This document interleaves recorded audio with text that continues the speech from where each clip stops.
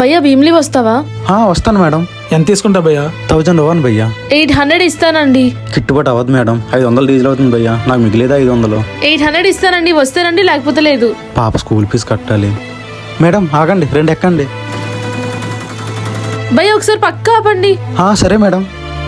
భయ్యా ఇక్కడ కొంచెం పని ఉంది, కొంతసేపు వెయిట్ చేయి, వచ్చేస్తాం. భయ్యా పద భయ్యా. భయ్యా భయ్యా ఆ పాపు. ఏమైంది భయ్యా? ఏం అవ్వలేదు కానీ 10 నిమిషాలు వెయిట్ చేయి, వచ్చేస్తాం. రాక్క. భయ్యా భయ్యా ఏంటి మేడం, ఎంతసేపు అని వెయిట్ చేయాలి? ఇప్పుడు ఏమైంది భయ్యా? వెయిట్ చేస్తా, డబ్బులు తీసుకోవట్లేదా? ఏంటి భయ్య, మీరు ఎక్కడ పడితే అక్కడ ఆగుతూ వెళ్తే మీరు ఇచ్చిన అమౌంట్ నాకు గిట్టుబాటు అవ్వదు. ఇంకెక్కడ ఆపనవసరం లేదు కానీ ముందు బండితి.